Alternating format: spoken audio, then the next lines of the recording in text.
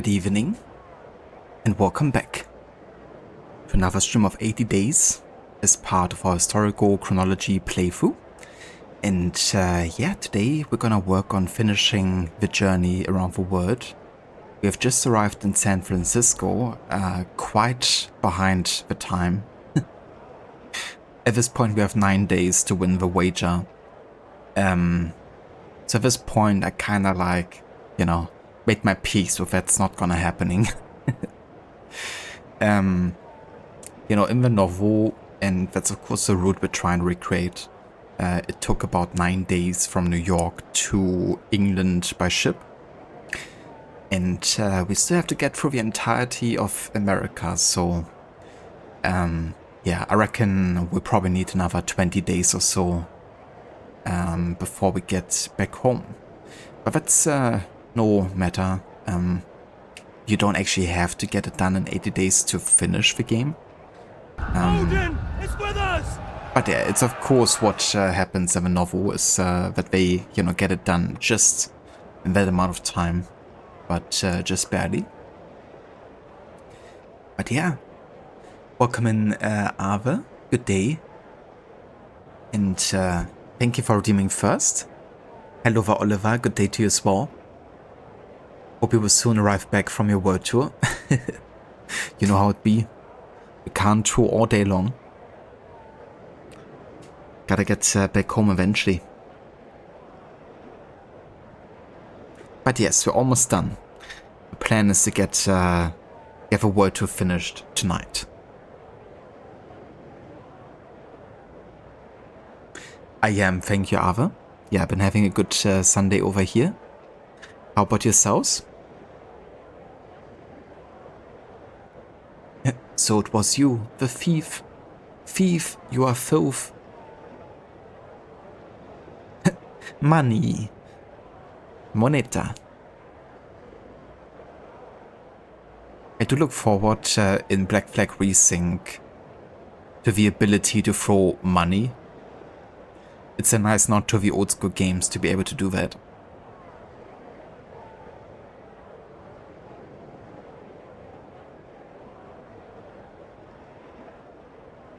Been a weird day, oh yeah?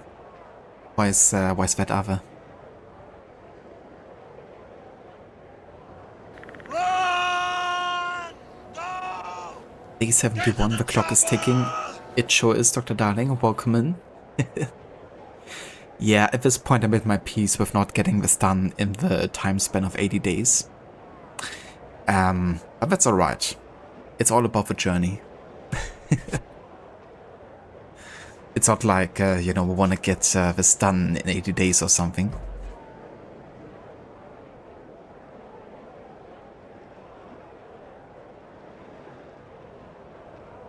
Hope you've been having a good weekend, Dr. Darling.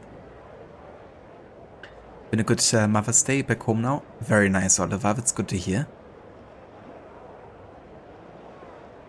It's nice you could, spend it with your family as well.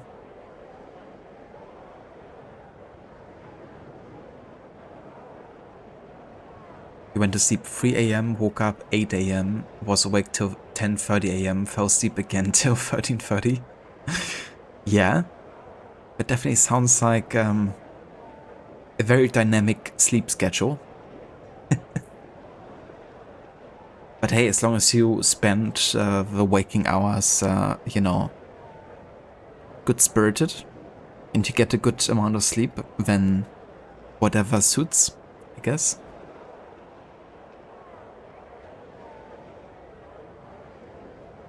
It's actually quite interesting when you think about sleeping schedules, because I'm your huckleberry. it wasn't before the advent of the industrialization that the whole scheduled sleep and when the day would begin for a lot of people was more generalized. If you go, all the way back, then of course people have been more sleeping in schedules that were determined by one person always being awake, I guess.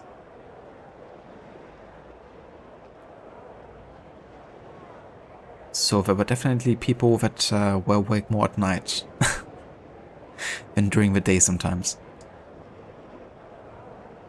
Out of necessity.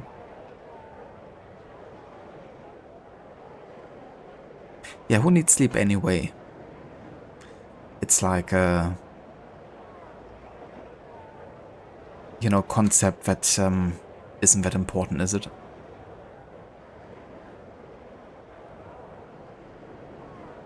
What kind of fuckery is this? You're making me choose sides. Hello, Vertex. Welcome in, dude. Yeah, from like one visual novel to another. I thought Levy is finishing with her visual novel part of the stream, so I'm starting mine.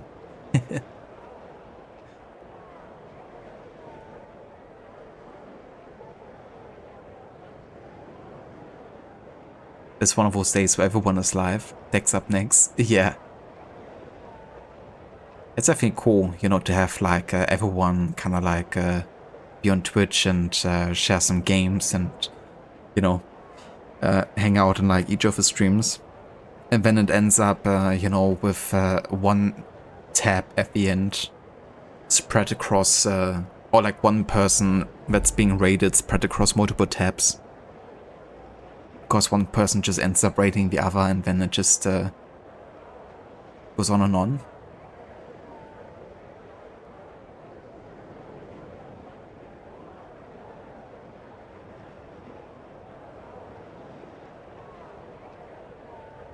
Ah, gotcha, Dex. Yeah, that's definitely understandable too.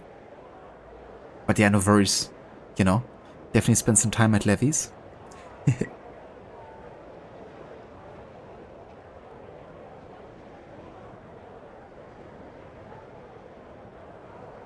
Viva Sweden, indeed. You can't get Ava out of your system. Yeah, it can be like that sometimes.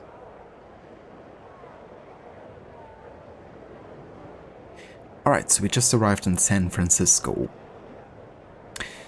It seemed less a city and more ravenous beast, bent on consumption of everything, even of itself. Within the ever-expanding city limits, enormous steam-powered roads and diggers flattened hills.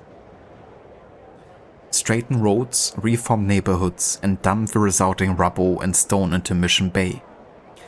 I sloped towards recently constructed Long Bridge, which was crowded with families out for a stroll and people fishing for silvery smelt with long poles.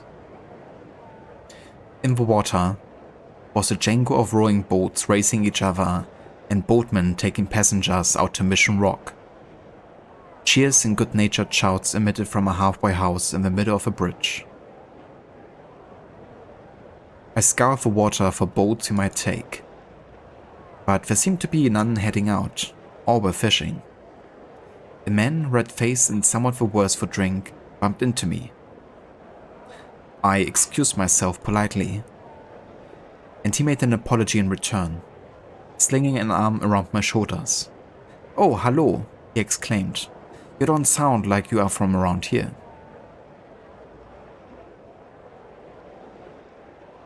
"You do not sound American either," I retorted.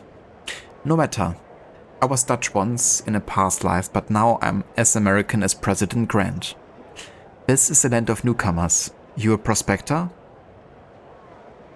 I'm a traveler," I said. "I'm traveling around the world." He laughed. "Oh yeah? And I'm a Navajo chief." Actually," I leaned in conspiratorially, "I'm a jewel thief on the run." "What, really?" His eyes widened and he slapped his thigh. "That's incredible." A brown-skinned woman slipped her arm into his. I looked for an introduction, and the man smiled quickly. "Ah, my manners." He shook his ruddy face. "I'm Anders, and this is my wife, Jenny." "Pleasure to meet you." I kissed her hand. She was surprised but smiled. "Always a pleasure to meet Anders. Friends." She looked askance at the whiskey flask in his hands, but seemed to find me unobjectionable. I hesitated. the obvious question about her origins on the tip of my tongue. Are you? I let my rather uncouth question trail off in embarrassment. She laughed with full-throated pleasure. I'm of a Modoc tribe, what the New Americans call Indians. Janie rolled her eyes. I do not mind your surprise. Most of my tribe has been taken to the Klamath Reservation in Oregon. But you're not with them, I observed, realizing my faux pas, as the words tumbled from my unthinking lips. Jenny sucked in a deep breath. I left my tribe, she whispered. Enda squeezed her hand. I fell in love. In this world, women leave their families for their husbands. I made a home of my choosing, which is more freedom than my tribe can claim. Enders whispered something into Jenny's ear, and she laughed, though I feared I had opened an old wound with my prying questions. I nodded and found my way back to Monsieur Fogg, who was sitting drinking tea with a disconsolate frown. It tastes like soap, he remarked, but wouldn't say more. Let's talk more moving towards the finish line, I know, right? Let me finally take like a train or like a ship or whatever. Or maybe not a ship, because that would take a while from San Francisco to New York. But yeah, give me a train. Okay, when do we have to depart? Oh shit. Go, go, go. It was like less than 10 minutes. Jesus. I swear, this game can be quite stressful. All of a sudden. Citizen! Like, I spend so much time, reading, and it's like pretty chill. And then all of a sudden it's like, oh, you have like 10 minutes, which translates to like maybe 5 to 10 seconds max of making a decision.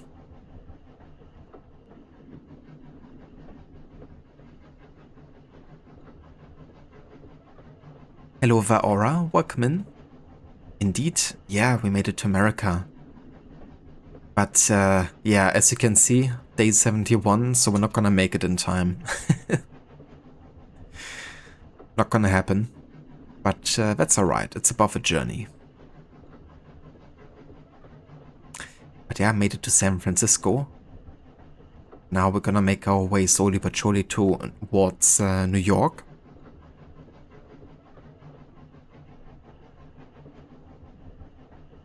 We were lucky to arrive in San Francisco just in time to catch a journey along the as yet unfinished Transcontinental Express, which would take us as far as Burlington in 5 days, with only a handful of stops along the way.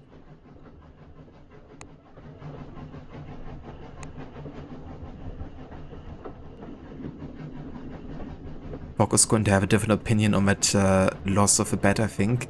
Yeah. It's pretty much his entire livelihood.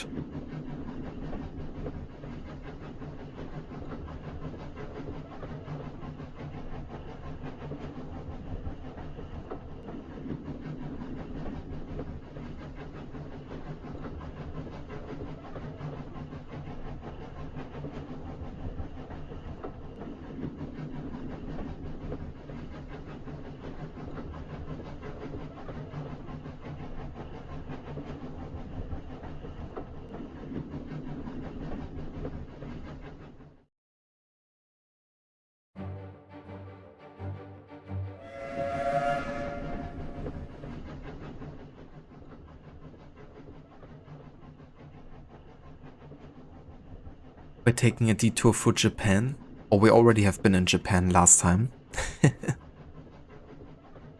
We went to Yokohama, and from there we took the ship to San Francisco.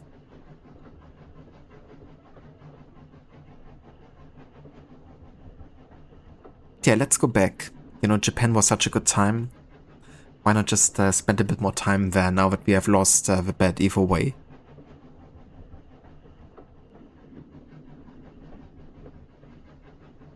Oh damn, did you aura? GG's? Yeah, that's definitely good effort, getting both games done within a week. Because, I mean, they're not like the longest games, but they have certainly quite a bit of content, don't they? So I take it you quite enjoyed it? I have to say, out of like all the Star Wars games I've seen so far, those are the ones that interest me probably the most.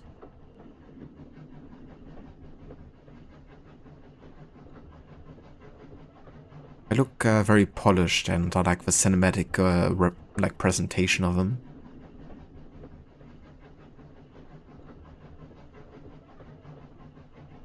Nice, that's good to hear.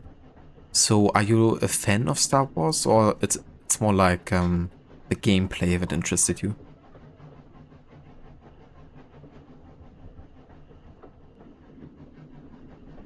Yeah, the combat definitely looks like a bit of a hurdle in the game. I think Rod mentioned that it has quite a bit of Dark Souls influence as well.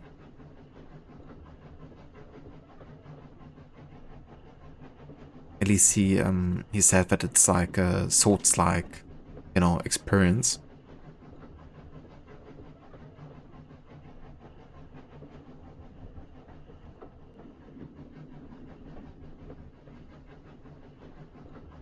Ah, gotcha. Yeah, that's really cool.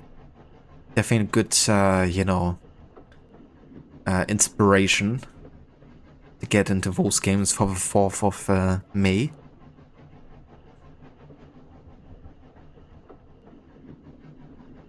Gotcha, yeah. Yeah, that's definitely quite Souls-like. Rise of the Ronin did also have a system like that. I mean, that's of course also made by, you know, a studio that's definitely known for making roguelikes, but of course, you know, games like Star Wars also have a lot of other systems embedded into them that aren't necessarily part of the Souls identity, I guess.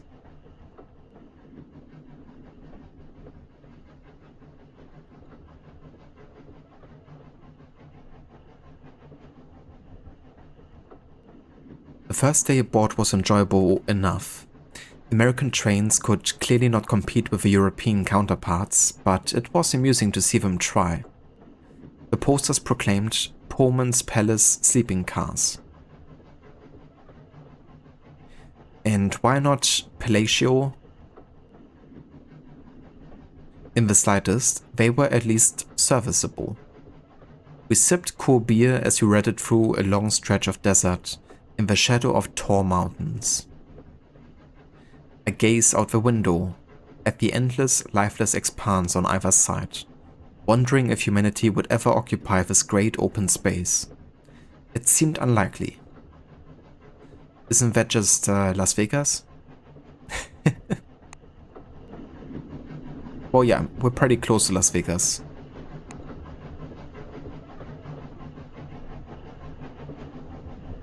Yeah, let's play some dominoes and talk about the journey.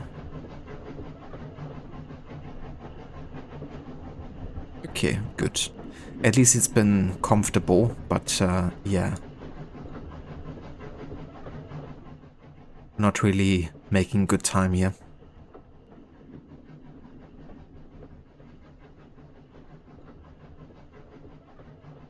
You had to play the first game on story mode, but the sequel you were able to play on a higher difficulty. That's definitely fair too. But yeah, it sounds like you got definitely the hang of combat then. It's definitely good, you know, to have an introduction that isn't like instantly punishing, and you can just test yourself out with a combat system before making it, you know, trickier. As long as it's, you know, fun. Because sometimes if a game is too easy, then it can also be less fun, I guess.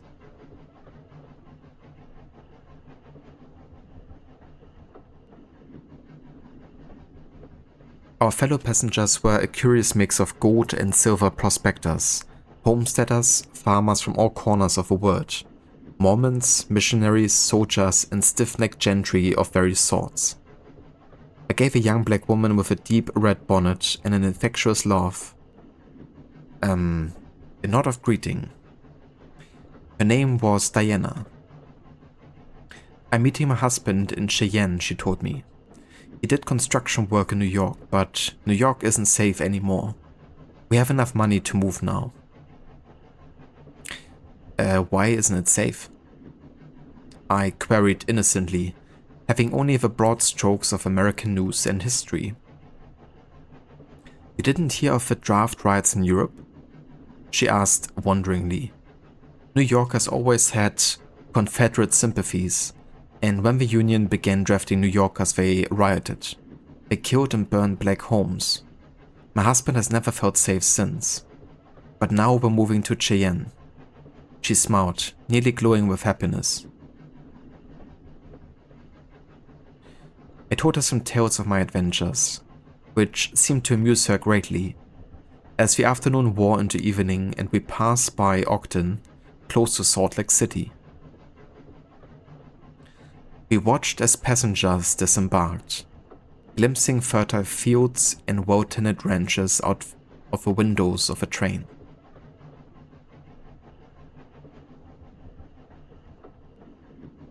The Fallen Order comment was kind of floaty and the save animations seemed to take a while to get through, and you'd be interrupted by an enemy, but they made it snappier in the sequel, so felt better. Gotcha. That's definitely good as well. To take the system and, noticeably improve on the player handling. And no, so far there hasn't been any repercussion for, for me not delivering what she gave us. And we even went to another pirate haven. So I almost expected some sort of like relative or like familiar of a pirate to, interrogate us or something. But yeah, nothing happened.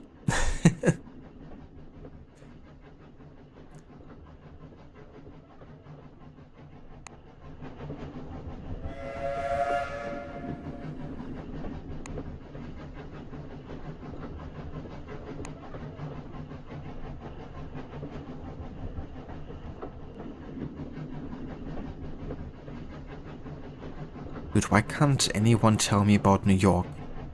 This is getting ridiculous.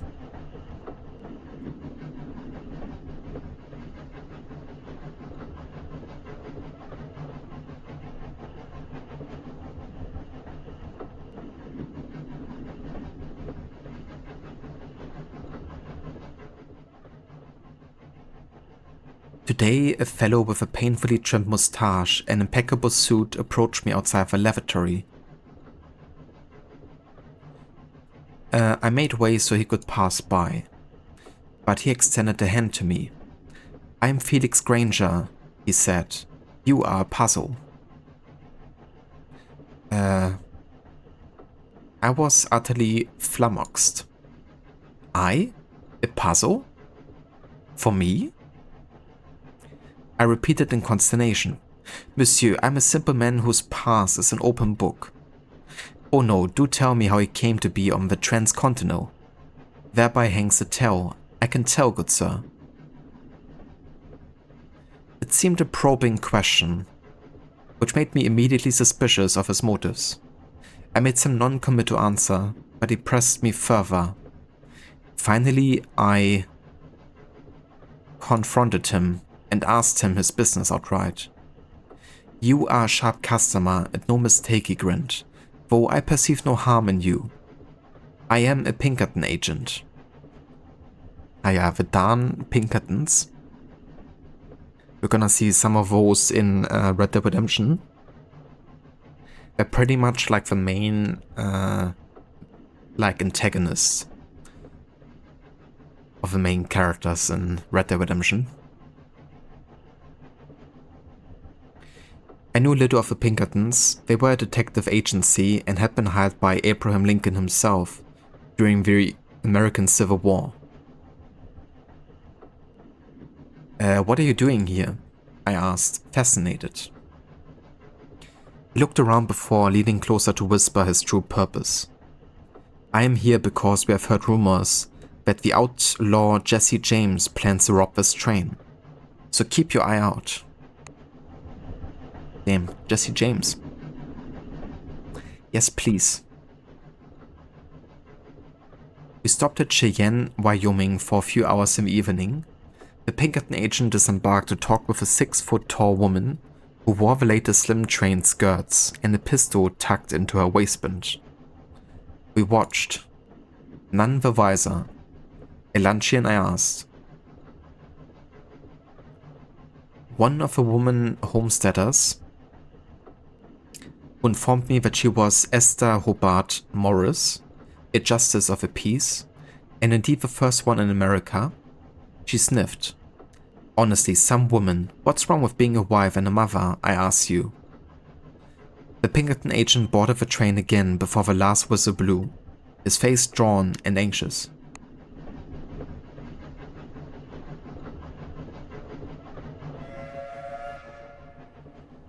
We were held up by outlaws, as the Pinkerton men had predicted. They dragged tree trunks over the line and forced the train to a halt, before boarding, brandishing pistols and sabers. They went carriage to carriage, demanding valuables. Typically, the Pinkerton agent was nowhere to be seen. I looked at my master, who had a certain glint in his eye, and I didn't doubt that he wished a peaceful and quick conclusion to this grave inconvenience. The lead bandit fired the gun into the air. The name, he declared, is Jesse James. Now you give me everything you've got. The saber lifted to my throat. I had already hidden our valuables on the warning of a Pinkerton agent, so I invited him to search my things with little success. The saber point moved on. Now it was at Monsieur Fox's neck. What about... oh shit. What about you? You look good for it.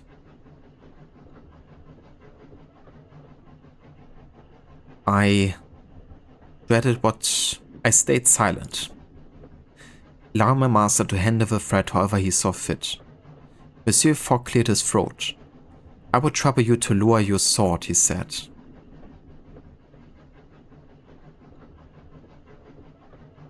Cowboy time, indeed. Yeah, there's just so many flashbacks I'm having to Red Dead Redemption right now. Especially very early in the second game, when you're also stopping the train with Arthur. It's also one of the best cinematic moments, I think, in that game. And of course, there's like a lot of them, but that's a very iconic one.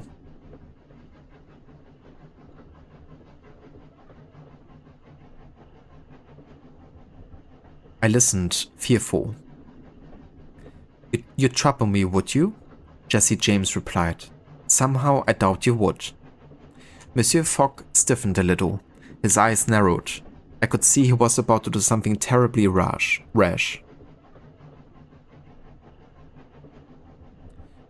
I saw movement in the corner of my eye and glanced round. The Pinkerton agent was creeping along the side of a train. He caught my eye and put a finger to his lips. Monsieur Fogg was standing stiff as a post, the sword point directly on his Adam's apple. I have boxed on my county, he declared. I covered my eyes. I couldn't watch. Just at that moment, a group of soldiers, headed by the Pinkerton agent, stormed aboard our carriage, pistols drawn. Jesse James lifted his sword and held up his hands.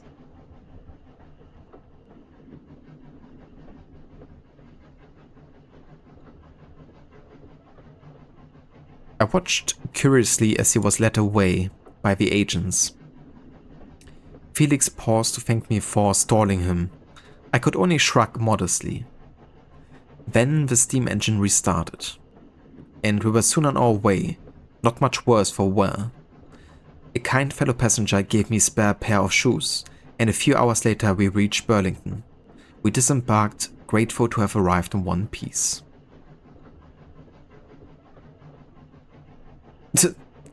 Fogg wasn't too happy about me not getting wolfed, I guess.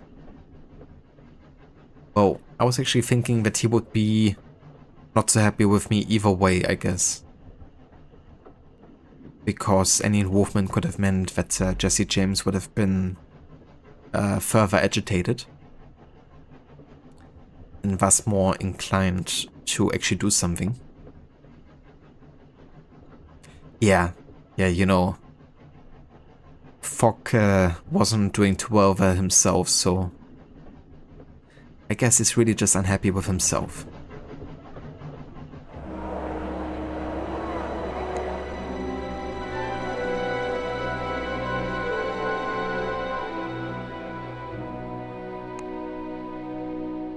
Come on, there must be a way to get to New York. Let's just explore Burlington. Burlington was situated on the west bank of the Mississippi River and had grown into prominence along with the steamboats that paddled up and down the long stretch of the river. The construction of the Burlington Railway route had caused a temporary influx of Chinese and Irish laborers into the town, where many of them drank and generally had a good time. Were a scarce commodity in Burlington, or so it seemed to me. The town distinguishes itself in my memory as the place where I managed to burn one of Monsieur Fogg's shirts. He wasn't terribly understanding. I burned the shirt on purpose. I showed him the 40 iron, and he acknowledged that I hadn't caused the accident through lack of skill. A great concession in Foggish terms.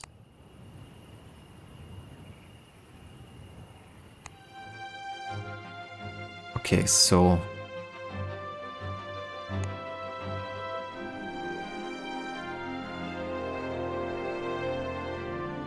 literally New Orleans is our only way here. Great.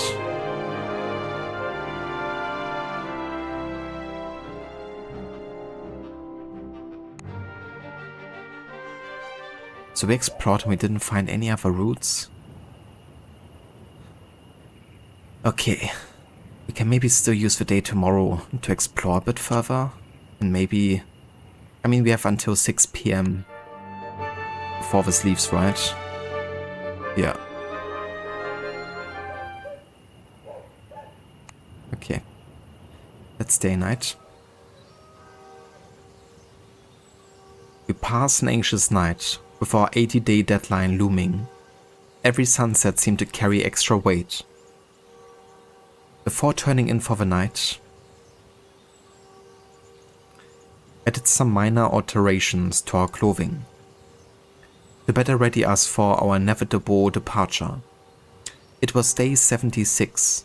We had barely 100 hours remaining to return home. Yeah, not gonna happen.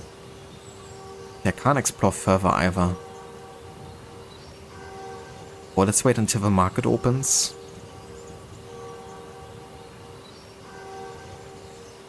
See if there's anything I can buy or sell here.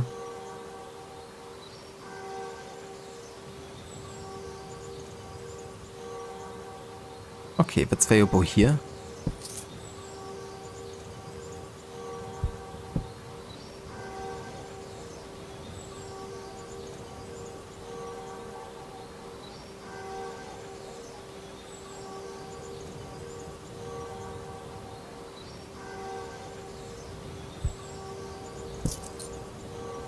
Gonna get the Brazilian snuff, driving goggles, the railway cap, and the whistle. Why not? I guess that's another thing I probably should have done, is actually buy more items. But yeah, this game is definitely meant to be replayed, so you know, every new run you also unlock new places to go to and new routes. And the old ones are getting saved, I think, into the new playthroughs. And there are some people that eventually make it in like 30 to 40 days, you know, like once they have done like a couple playthroughs. And then you can even decide to go like anywhere you want. You could technically go northward and go through the Antarctic and stuff. And then through like Africa or something. Back to England. Yeah, it's definitely a fun time, I think, if you're interested in replaying. And of course, every new location has like different characters to meet and all that.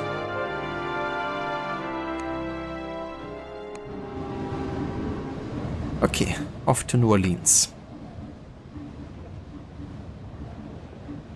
We boarded the Dark Queen, a twin-decked 6-boiler stern wheeler bound for New Orleans. The Mississippi was famed for the luxury of her steamboats, but also for the unfortunate tendency towards catastrophic boiler explosions. I felt rather grim at the prospect of having all my flesh parboiled like a lobster, and resolved to spend as much of a journey to Crescent City as far away from the amidship's boilers as possible. Understandable.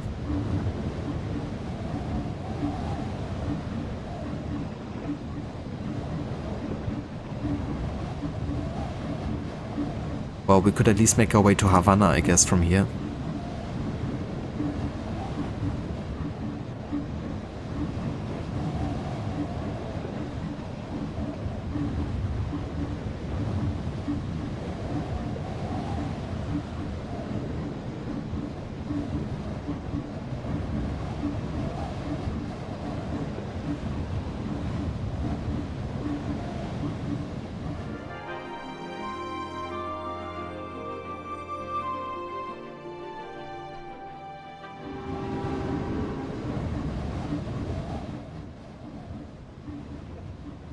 The common rooms and lounges of the Dark Queen were full of gamblers enticing passengers into games of dice or cards. The river ports had been passing more and more regulation, and the sheets and crooks had all fled to the unregulated waters of the Mississippi to ply their trade. A fool and his money are soon parted, so the saying went. I had little pity to waste on fools, though Monsieur Fogg clearly found the entire operation distasteful.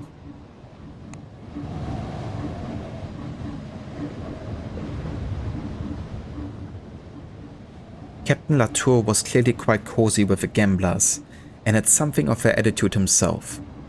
I wager I can get us to New Orleans in 3 days rather than 4, he shouted to the room at large. Who would take the wager? We could use an extra day, and the captain seemed quite sure of himself. 100 pounds on it, I called. The captain whooped before loping off the engine to the engine room. Watch and learn, my friends. You will see a record made today. I'm just waiting for the boiler room to explode or something.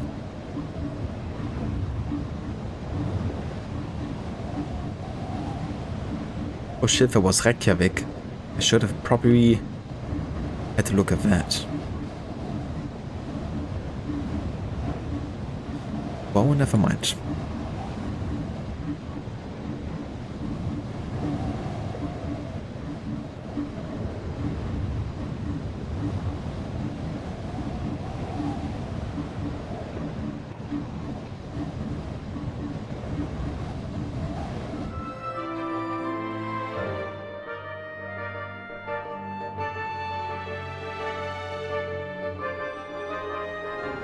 Yeah, that would have been perfect, but why can't I get from here to New York?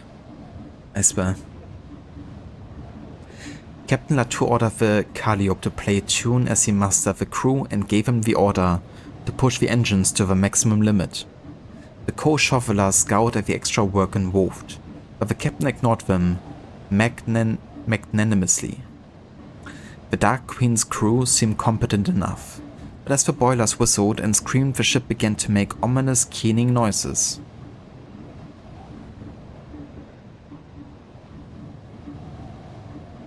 I began to think the better of the wager, and tried to convince the captain to renege, to little avail. I had a terrible feeling about the entire enterprise. "Keep shoveling," Captain Latour shouted, tapping dials and muttering orders. He squeezed more oil into the engine crank. We'll be in New Orleans by sundown. Which was when something began to make a screaming noise. I turned about, looking astern, seeing smoke issuing from a crack in the metal, and then... It was too late. The rear boiler exploded. The entire ship seemed to shudder and convulse as the sailors screamed and wept and burned. It was hell. Jesus. In the literal rather than metaphysical sense, and I was in it. We didn't reach New Orleans that day, and I wondered if we ever would. Oh,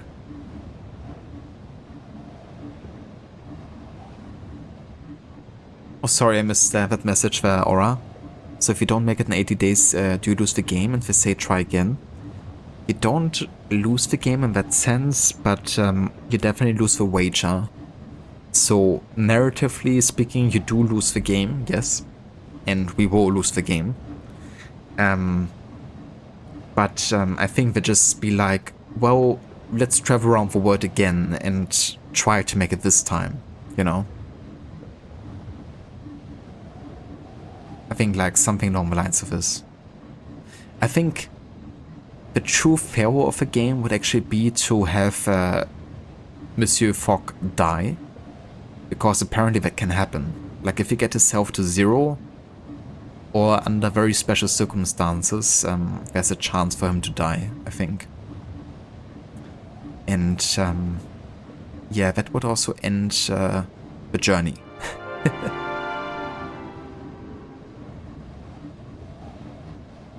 The never-ending game.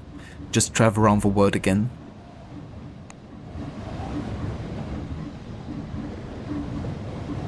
Yeah, there we go. Day 79. And we haven't even made it to New Orleans. None of the sailors died yesterday, though some no doubt wish they had. A much chastened Captain Latour moored the ship and organized boats to take them to doctors ashore. Monsieur Fogg and I were unharmed, at least physically, but there's no music or laughter on the Dark Queen's deck. And even the hardened gamblers played in respectful silence.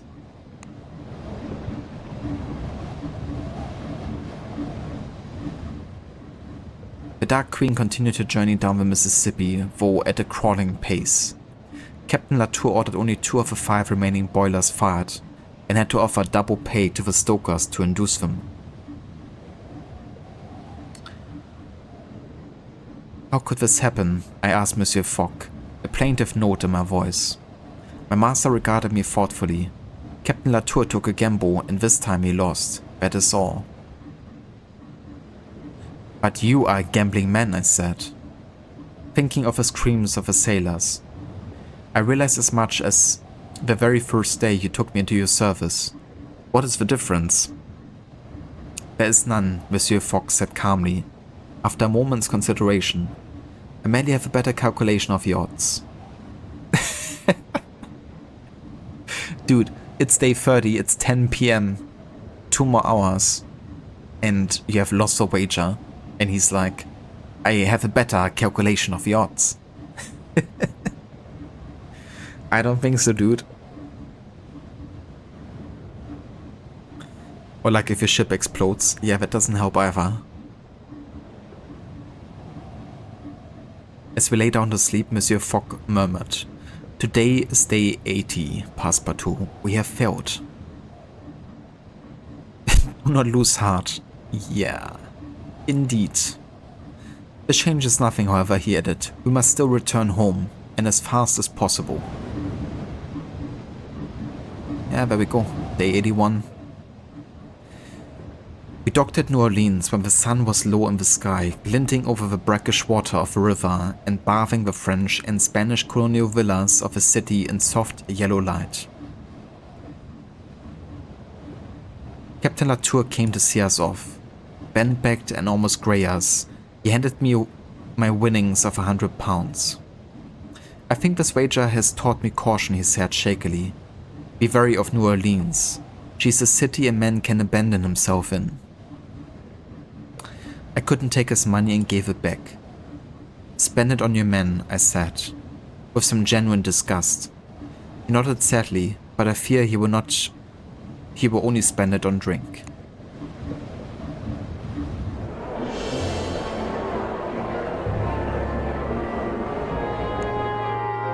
Okay, so we could go to Havana from here.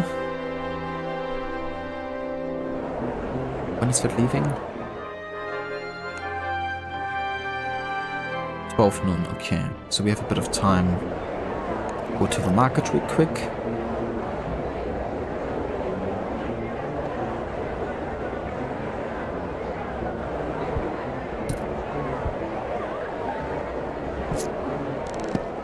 Let's explore.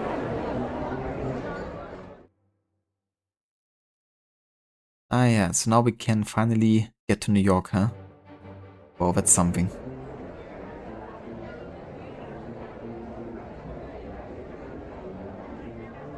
Hello there, Pavlukis, welcome in. Indeed, yeah, we have lost the wager. It's over. But hey, we're still gonna try to return home. Tea. Yes. Give me some tea. I like the jazz trombones in the background playing. Which is definitely very symbolic, I guess, for New Orleans as a city. It's like one of the jazz cities in America.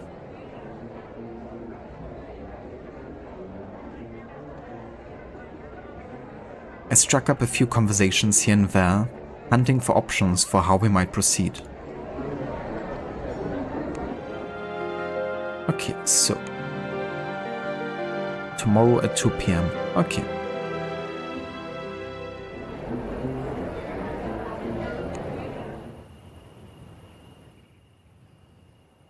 I met Death in a smoke-wreathed red light bar in New Orleans, as the jazz band struck up another tune. He offered to buy me a bourbon.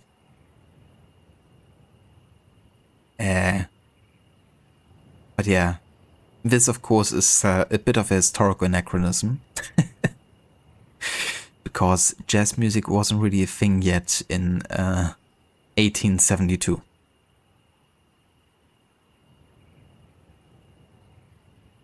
But yeah, of course this game isn't, very historically accurate to begin with. Especially with all the steampunk elements it has.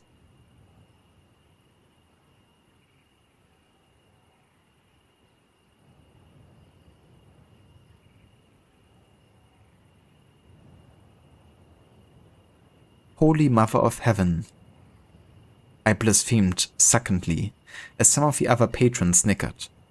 Death pulled off his mask to reveal handsome café au lait features and dark green eyes, and then extended a skeletal hand to me. You gave me a fright, I admitted. My deepest apologies, Moshe. I am Death at our neighborhood Mardi Gras, and I'm practicing my role. He took my proffered hand and brought the back of it to his lips for a gallant kiss.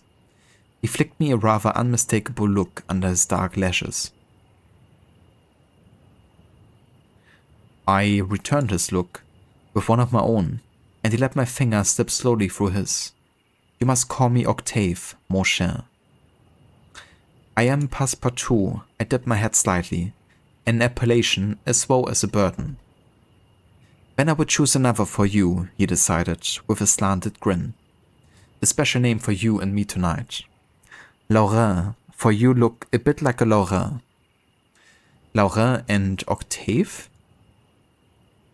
I agreed, with a slow smile. They sound an intriguing pair. Bien sûr.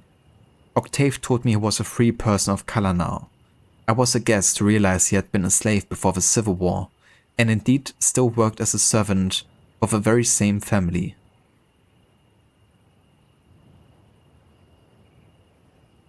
How can you do it? Are you not vengeful?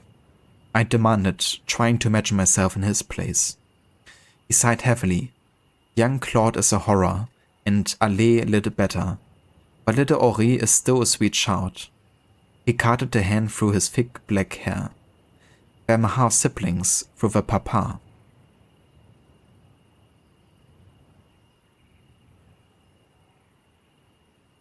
Jesus. How can you forgive him? I shook my head. You shared a father, and yet they were free and you a slave. Ah, love is a weakness. I will grant you that. You sound so surprised, my sweet Laurent. Where do you think we mixed folk sprang from? I wager 3/4 of this bar knows her white relatives downriver, even if her cousins by blood don't acknowledge them. Surely you want more from life than servitude. I have my life, don't I? His eyes flashed with anger. I joined the 1st Louisiana Native Guards Regiment, after New Orleans was captured by the Union. I still wake up some mornings, not sure if I'm alive or dead.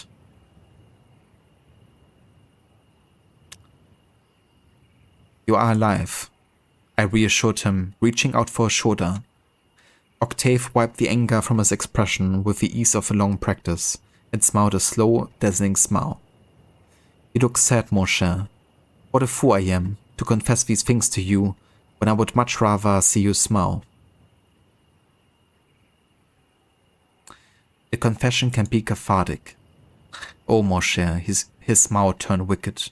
Would you absolve me if I confessed my sins? These two.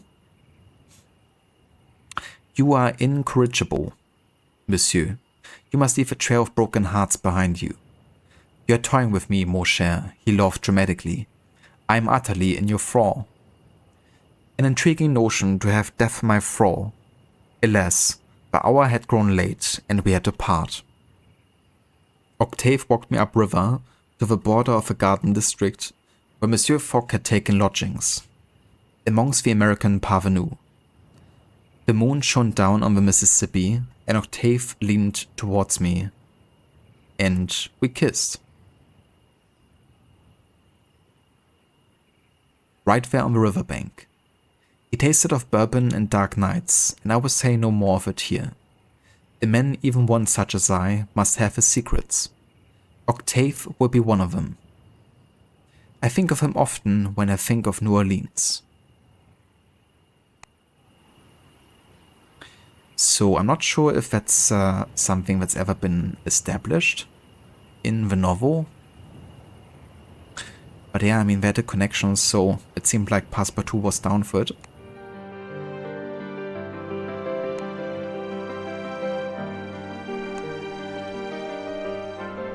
Off to New York.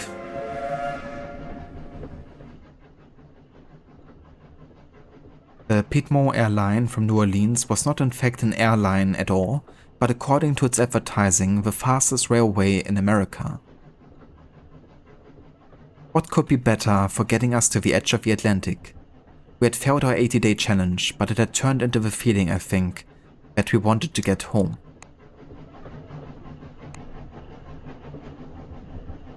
Indeed, Aura. Gotta get some action eventually.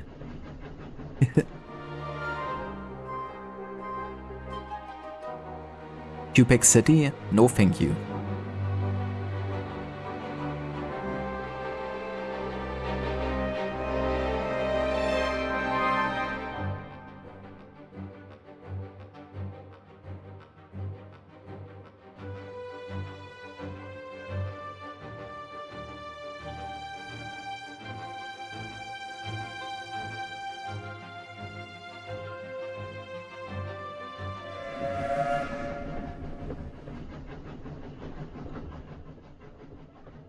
We settled ourselves in a carriage with one of the other occupants, an extremely large man who introduced himself as Charlie Sullivan, a lad from Birmingham.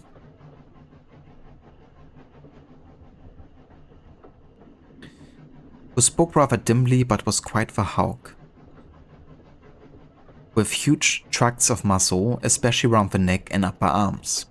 His moustaches were nonetheless perfect. I asked where he was going and he replied, New York. I was boxing, I'm going home. You fought in a competition? I interpreted. There was an exhibition, he said. I won. 3rd round knockout. I gulped. However, Monsieur Fogg's interest had been increasingly sharp throughout the conversation. You are trained, he demanded, keenly, or self-taught? I've got a manager, Sullivan replied. He tells me what to hit. Excellent, excellent, Monsieur Fogg enthused. I want to hear all about it. I sat back and enjoyed the conversation. The details of boxing are more intricate than one might expect. And hearing the business of cut and thrust, delivered in Sullivan's so very English tones, was quite informative. Little did I know how the details I heard would come to be of use to me.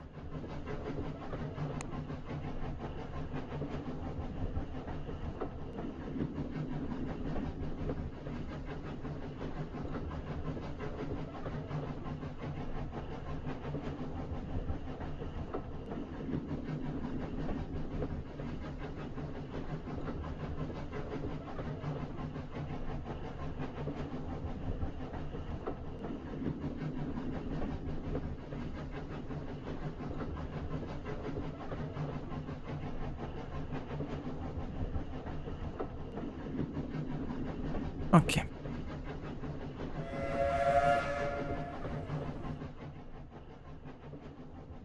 Let Mr. Sullivan will, I think, go very far indeed. Monsieur Fogg opined as I brought him kippers from a dining car. Is that so? Oh yes, his description of the transfer of weight from foot to foot was very well understood indeed.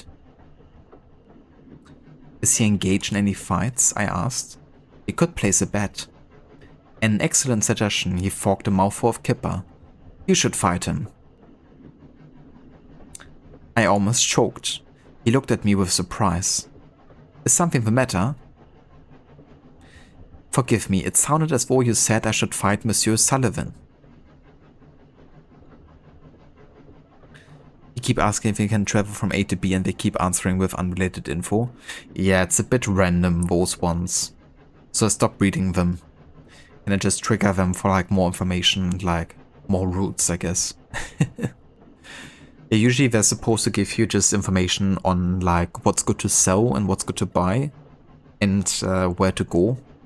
But yeah, sometimes it's a bit random. Indeed. He forked another forkful. You needn't be alarmed. I can teach you to box. Perhaps you should fight him yourself. He looked most uncomfortable at the suggestion. I think no, Passepartout. It is a young man's game. I would very much like to live to be an old man, I replied testily. Monsieur Fogg considered a moment and then sighed. If you are unwilling, we shouldn't do it, he replied. Certainly you would most likely be brained. It would be a pity. He returned to his paper. I quietly praised my lucky stars and then slipped away before I could insist. I shifted my weight successfully and avoided being beaten to a pulp. Come early evening, we arrived into Washington where several passengers unloaded, along with trunks and baggage. I peered through the window in time to see an airship rising into the sky and heading east. I pointed it out to Monsieur Fogg.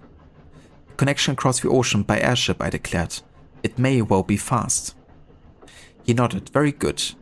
With that, we grabbed our belongings and hurried from the train.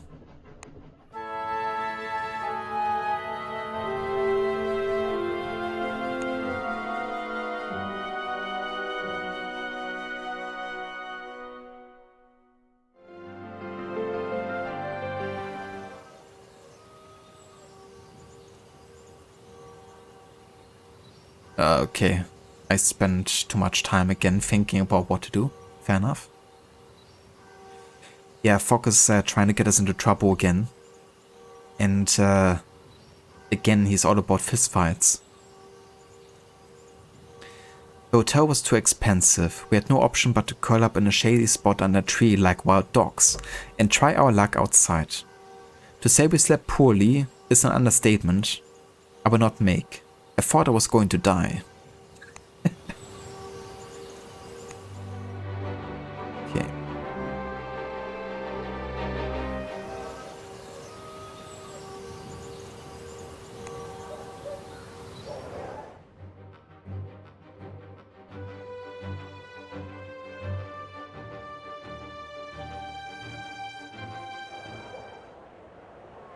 I browsed around, my ears open, investigating the various ways in which we might continue.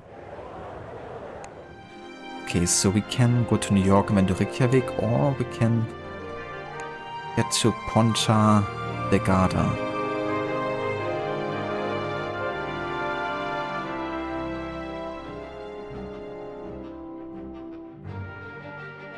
Let's go to New York. I want to follow the route as much as I can.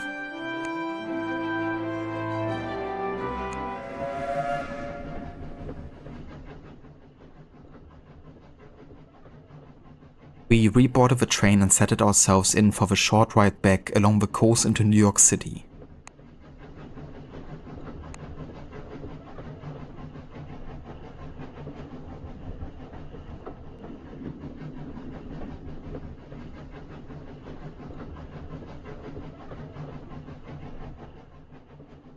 The journey was brief. The Atlantic flashed in the sunshine, beckoning us onwards. We were so close to home.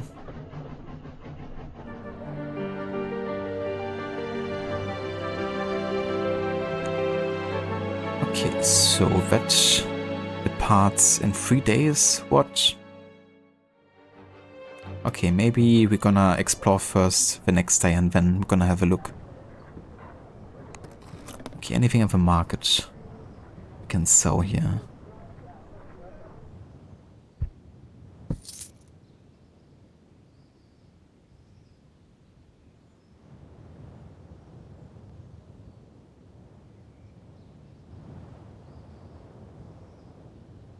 We're not gonna go to Dallas anymore, so I can just sell that.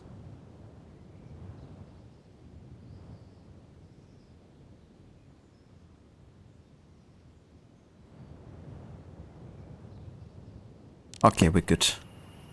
That's their hotel. I was pickpocketed in New York. I seized the thief's hand. Still in my pocket. You tangled with a wrong Frenchman, I exclaimed in triumph. The little thief looked up at me with thick-lashed eyes. I realized, belatedly, that the thief was a young girl, barely 10. I tightened my grip firmly, and she took the opportunity to curse in a thick Irish accent and bite me. Jesus. I cursed volubly, and she paused, an expression of admiration on her grimy face. What was that last word, she asked, brown eyes wide. I taught it to her, and she gave me an approving smile. Use it wisely, I advised. Of course. What do you take me for? She exclaimed. I looked down at my bloody arm. Truly, it was a salutary lesson not to let my guard down in strange climes. Don't steal again, I commanded sternly. As she returned my possessions, she agreed she wouldn't, not ever again, cross her heart, though her expression was shifty. I relaxed my grip and she slithered away and lost herself in the crowd. I made my way back to our hotel before anything more untoward could befall my delicate person.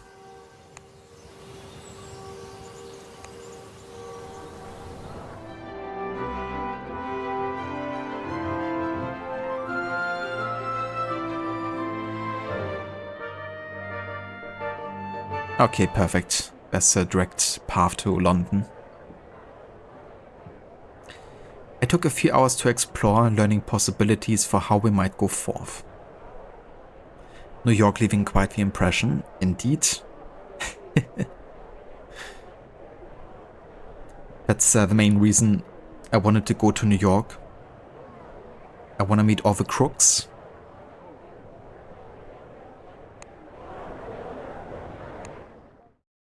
Okay, so London.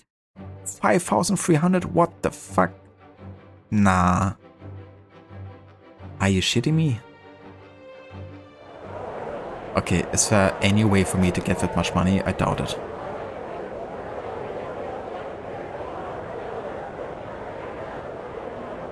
So, I guess I can go to the bank.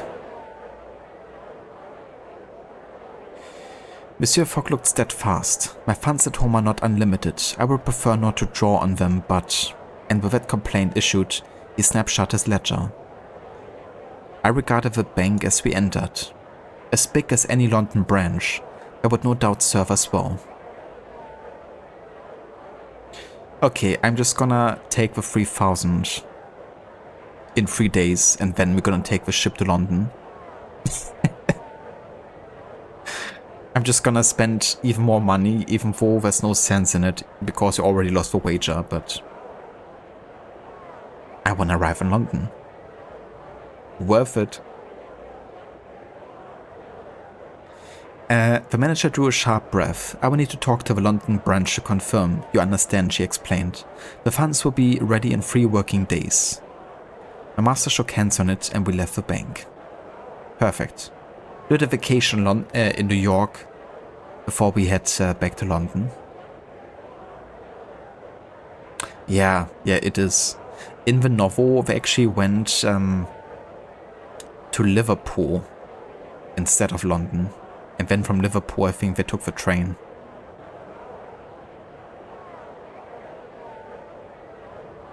No money? Yeah, I definitely could have done better with trading in general in this game. But oh well.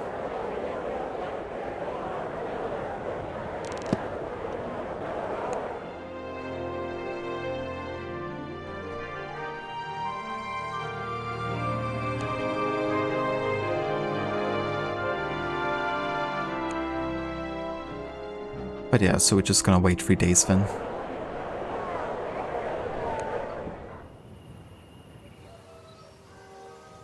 It was with a heavy heart that I watched the sun go down. 80 days had come and gone, and here we are, still making time and not yet home. We had another 2 days to wait for our transfer of funds.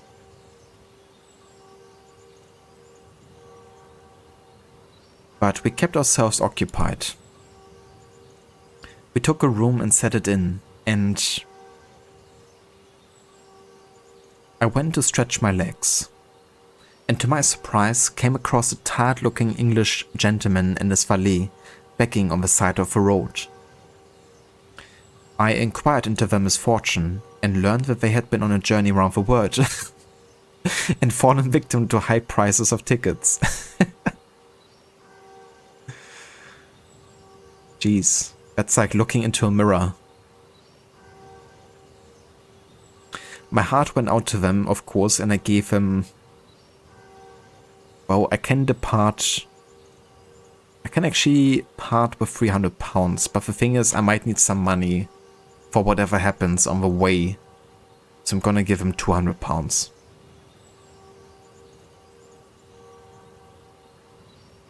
To get them back on their feet. Then I tipped my head and moved away. Giving is the greatest reward, so they say. Why not try it, huh? Why not try it, huh? But he's poor and sick and hungry. Sure is.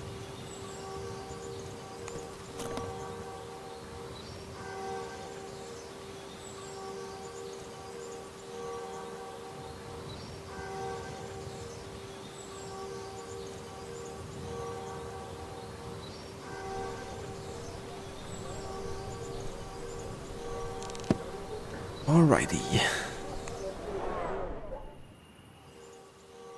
Another night passed, another mark on our calendar, another nail in the coffin of Monsieur Fox's wager.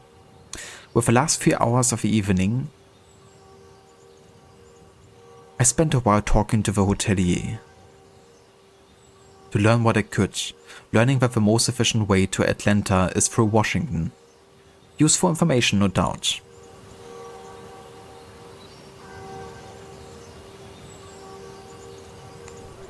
Okay, last night.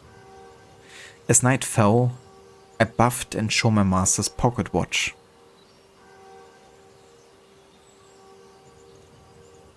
To better ready us for inevitable departure.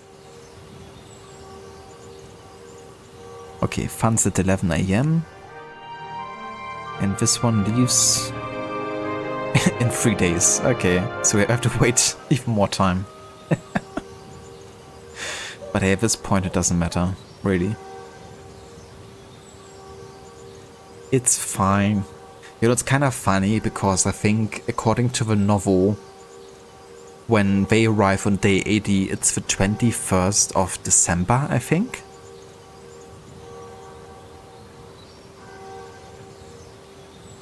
Something along the lines of that. Like, it's very close to Christmas time. So, with the days we're taking, we're technically getting close to the year 1873. Technically. I'm not gonna change the year though. For this playthrough, because the story is meant to take place all in that year of 72, but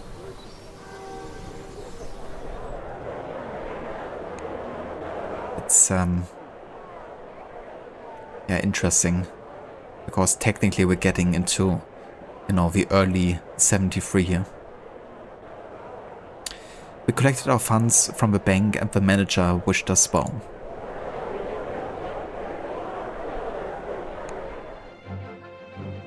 Okay, so do we have the money now? Wait, are we losing money for staying every night because of hotel? Fuck.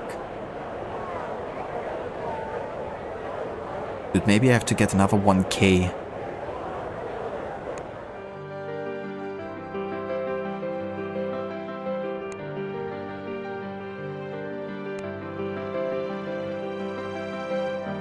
I mean, the thing is, we still have to wait, you know.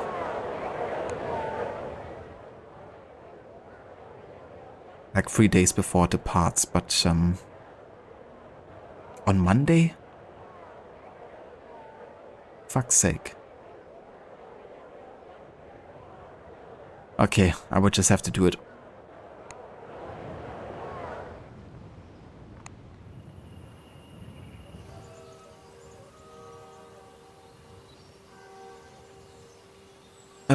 This is annoying.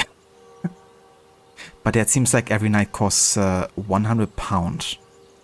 That's something I just figured out that's, you know, happening.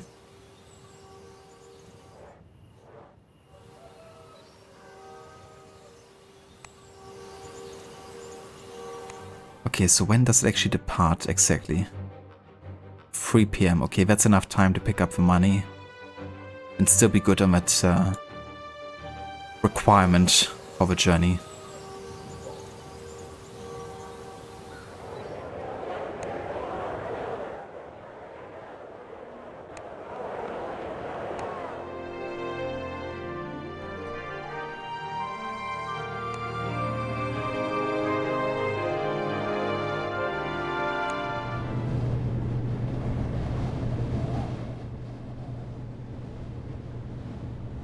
We left New York aboard the Henrietta, an old Confederate airship converted to a transatlantic mail carrier. We would reach London in 3 days, barring any unexpected delay.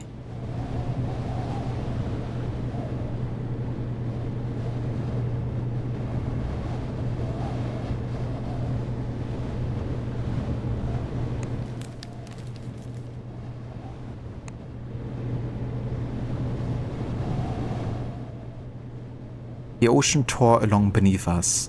I enjoyed talking to no one. There was nothing I need to know, no one to charm, flatter, or beguile into giving us aid. There was only the wind and the time. And we could control neither.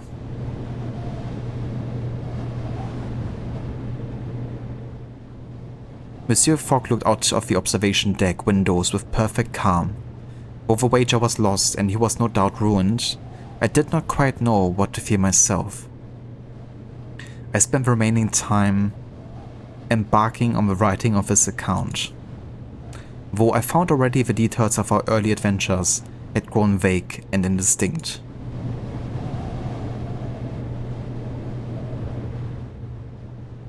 We tethered at the airship dock in Hyde Park and felt for the first time in 93 days the fear of English soul under our shoes.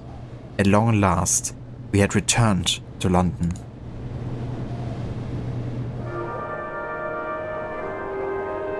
We did it. Only 13 days, the buffer limit.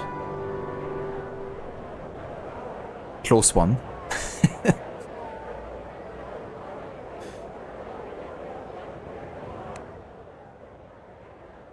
I hailed one of the steam carriages idling on the banks of a serpentine in Hyde Park.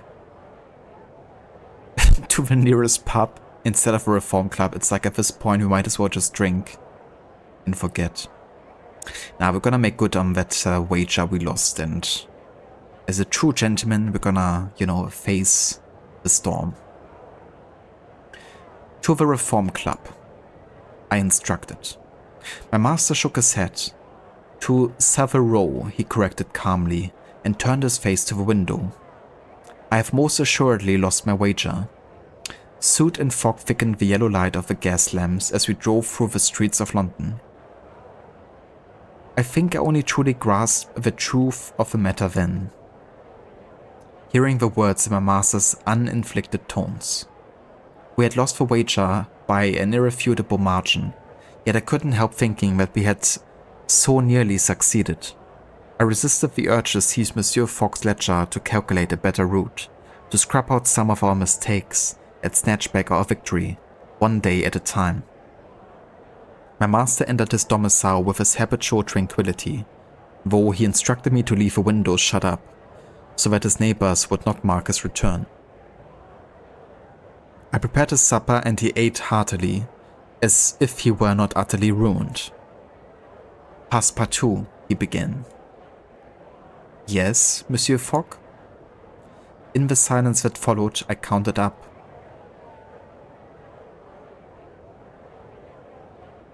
A hair's breadth escapes.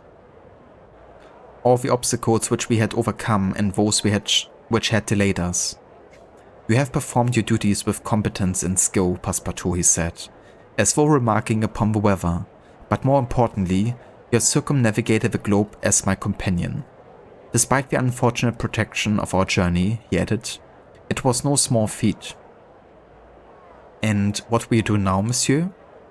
I asked, trying to emulate my master's coolness and aplomb. My course, Passepartout, monsieur interjected smoothly, is fully decided upon. We must attempt the journey around the world once more. Once more? I cried. Indeed, Monsieur Fogg said implacably, an intent light glinting in his cold blue eyes. But this time, forewarned and better prepared, we will succeed. Yes, monsieur. I nodded smartly, glad I had not bothered to unpack our cases. Monsieur Fogg consulted his ledger and tapped his pen. Perhaps this time, he said thoughtfully, a more direct route. Your journey around the world is complete.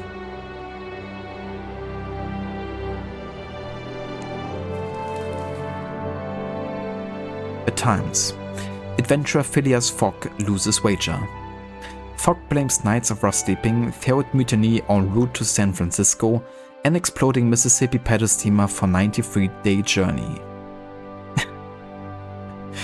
Honestly, it wasn't because of that.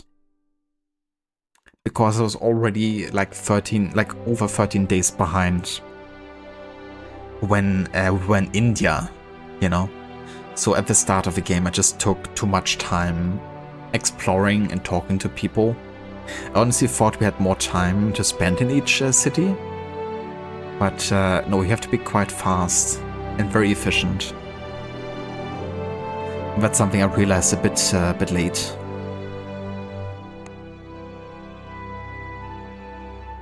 But yeah, so we visited 22 cities out of 169.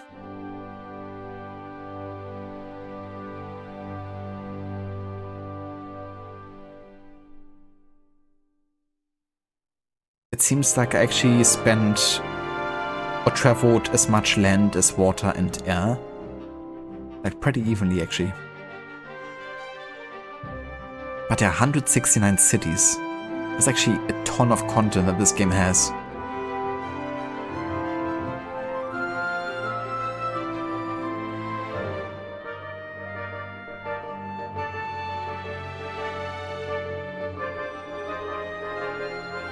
But yeah, men are passionate, balleting strong. That's good. Could be worse, I guess. Could be dead. That is true. At least he gets to live to, you know, travel another day. I like that kind of summary at the end there. Thank you for the GG's, Aura. Yeah, I really enjoyed that game, I have to say. Definitely really encapsulates the feeling of exploration and traveling very well. And I think the writing was also very decent. It's not a game I would necessarily want to stream again anytime soon. Because, you know, of like reading so much out loud can be quite tiring after a while. But yeah, if, you know, I would play this on my own time.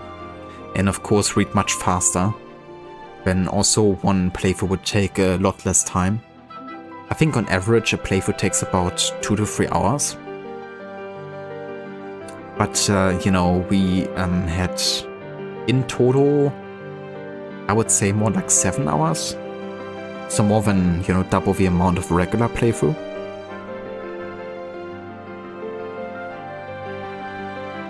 But yeah, I can definitely see the appeal of getting back into it and trying a completely different route. I might even do that if, you know, I feel like a bit bored.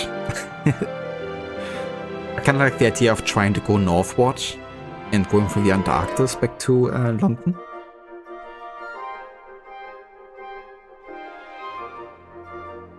The journey has reached its end, it sure has. But Monsieur Fogg said that he's basically just going to try again. So the story isn't quite over yet for the characters. But for us it is for the purpose of this playthrough.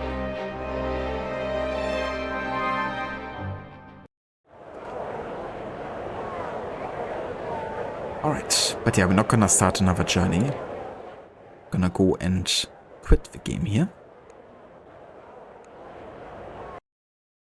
This guy got some crazy dedication, I know, right? He's like, well, I'm like 30,000 pounds in debt, which is like more than $1 million today. And I'm just gonna go and, while in debt, attempt to travel the world again. Seems legit, doesn't it?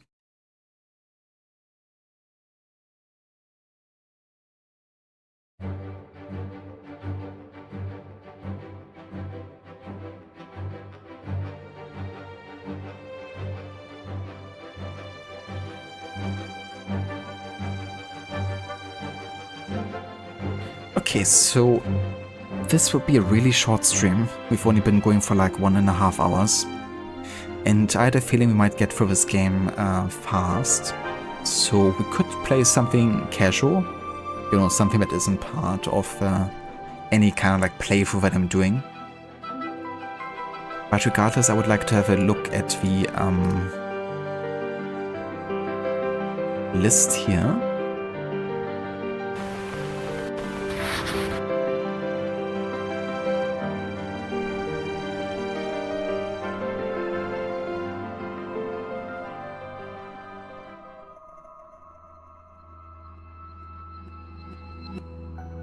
And I'm gonna check off 80 days here. So that finishes the year 1872.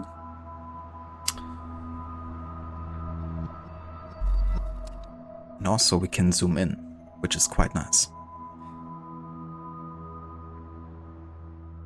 But yeah, as you can see, so according to the timeline, AC Syndicate Jack the Ripper is gonna be the next in line here. And that will of course finish Syndicate as well, fully. Well, minus the World War I rift, which is still coming up as well later. But yeah, you know, like the main game story content will be done then. But I was actually thinking that we're gonna play something non-historical first before we get back to Syndicate, because we just finished Syndicate not too long ago. And yeah, one game that I wanted to showcase and play at some point is called Skate Story. Not sure if you heard about it.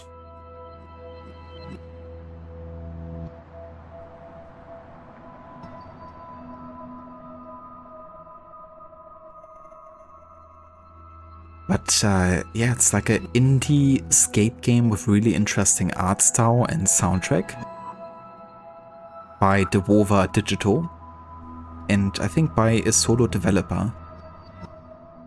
And yeah, I thought it would be like a nice, you know, different kind of like artsy, indie, mechanical focused game. You're basically playing as a skater who's made out of glass, and every collision basically shatters you. And you're skating in the underworld. But yeah, it's more like a game, you know, I'm looking forward to playing for the gameplay's sake, of course. And yeah, that's something we're gonna dive into as the next playthrough. Before we're getting back to the historical, you know, project. I'm not gonna start it tonight though, because I would like to have, you know, a good amount of time on my hands before we get into it.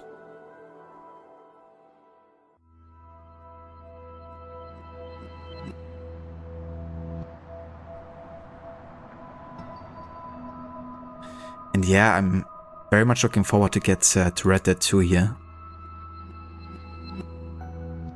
For Red Dead 2, I've also found this checklist,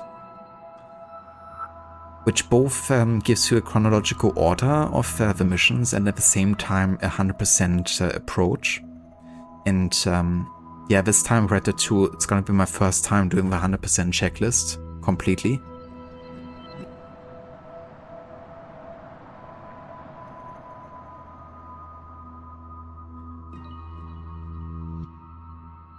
Just do a short Cyberpunk replay. A very short one. Yeah, no, Cyberpunk we have to wait a little bit until we reach 2077. So just a few years from now.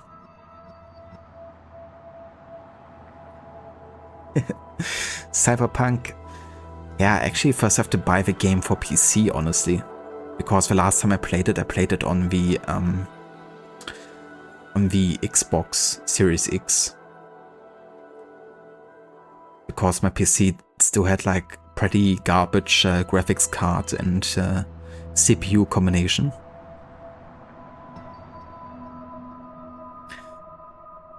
But yeah, this time I'll definitely play it on the PC because it definitely has outclassed the Xbox at this point. Cyberpunk is one of those massive undertakings. It definitely is. Yeah, it's a huge game, even though the map isn't like, you know, like so large, I guess, but it's like very multi-layered and, you know, there's like so much to do, and it's pretty good at, you know, reutilizing its locations, I think. But yeah, I absolutely loved exploring Night City and the outskirts.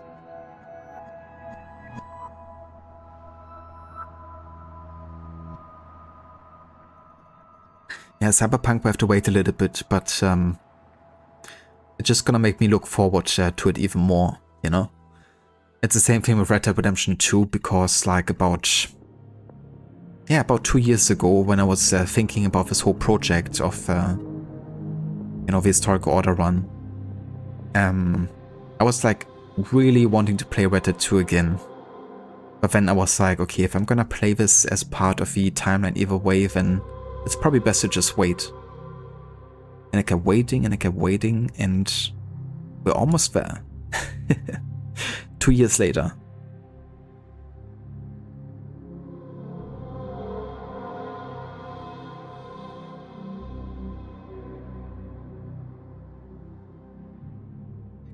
But yeah, so I don't want to call it just yet for today's stream. So what I'm gonna do is I'm actually gonna set everything up for the Switch 2, which is Levy's new console that she's gotten for her birthday. And we're gonna play a bit of Mario Kart. Just like maybe one Grand Prix or something. Like something short and sweet. But I do love Mario Kart, and I did try that earlier with the capture card. So everything seemed to run fine. So I will set that up real quick. And then we're gonna play one cup of Mario Kart.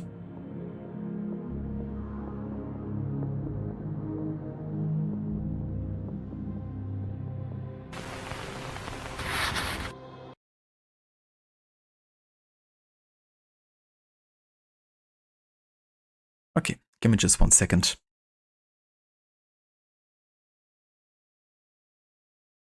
Jedi Fallen Order, short and sweet. Yeah, just for like a half an hour playthrough. Easy.